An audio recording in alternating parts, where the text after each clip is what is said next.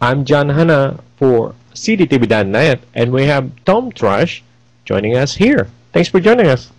Hey, thank you, John. I appreciate you having me. Hey, no problem, and you're welcome. So give us a little bit of a background about yourself. Well, I am a direct response copywriter, and basically, that means that I, create words to help people take action.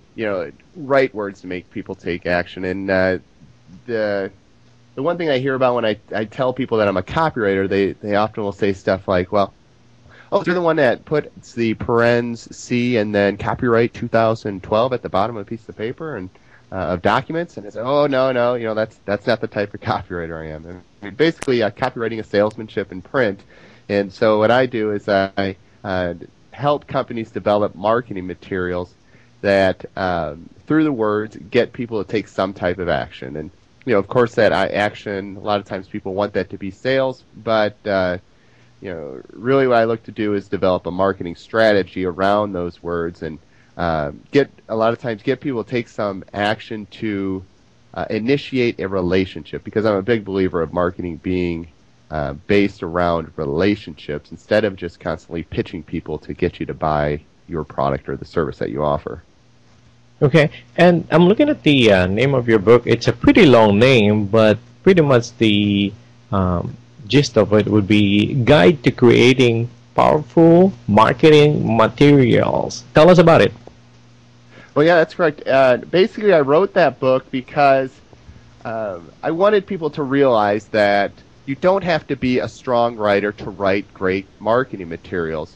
And that book is designed to, where people can pretty much open any portion of the book and read a chapter and get some type of tip that they can walk away with and apply it to their marketing immediately. And I call it the Reluctant Writer's Guide to Creating Powerful Marketing Materials because there are so many people in the business world who are reluctantly writing the marketing materials for their companies.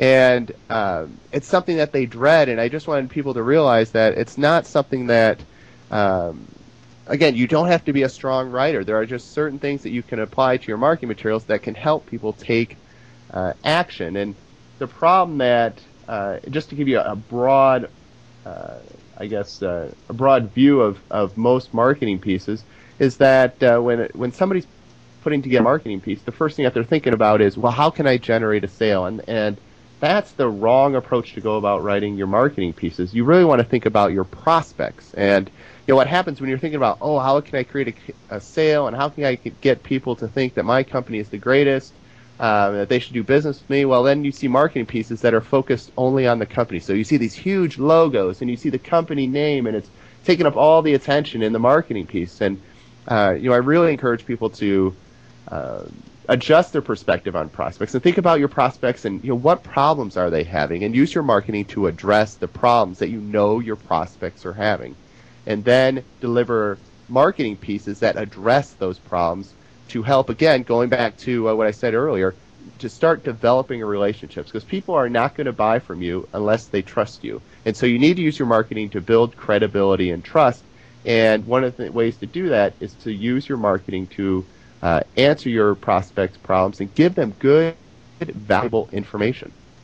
Okay, now let's use that into a real life sample. Like, how would you, with all of that stuff, how would you now adapt that to a press material?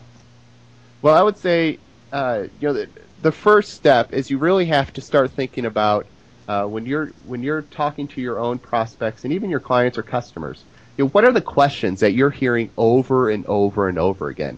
And those are the types of things that you want to start applying to your marketing materials. And if you don't know questions that your prospects have, well, start asking and think about, what problem does your product or service solve? And then that'll help you develop some of the issues that your prospects are thinking when looking for a solution, for looking at a solution that your product or service provides. One of the ways that I encourage people to figure out what problems prospects are having is to go to Amazon.com. It's just a great tool for writing marketing materials. And go into Amazon and put in a keyword related to your product or service. Maybe something that people would search to find information about your product or service, and start looking at books related to that product or service, and look for ones that have a lot of reviews, because then you know that those books are going to be fairly popular. Or look at some of the best sellers.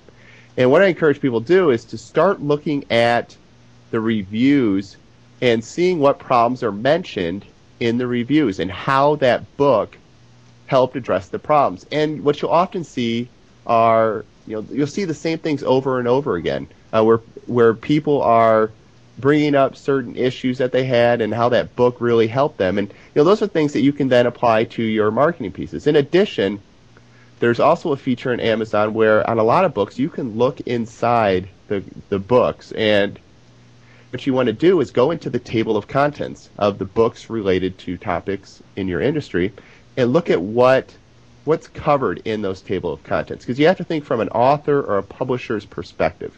Now, when you go, say you go into a bookstore and you see a book that grabs your attention, you see the title, and okay, it's got your interest. Well, then what do? Normally you'll pick it up, you look to the back, you'll see if there's anything of interest, and if there is, well, then you open it up and you go to the table of contents. Well, publishers and authors know that, and so they're going to put information in the contents that they know is going to attract attention and ultimately get people to buy that book. So you can, in effect, steal ideas from table of contents for your own marketing pieces, because just like in the reviews, if you start looking at several books related to your industry, you'll notice similar topics getting covered in the table of contents.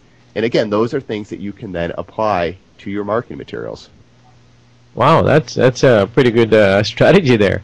That's all right. So we're finishing up the part one. Where can people find you, by the way? Well, the easiest way is to go to my website, and that is at rightwaysolutions.com, and that's WRITEWAYSOLUTIONS.com. All right, so that's part one of the two-part series interview.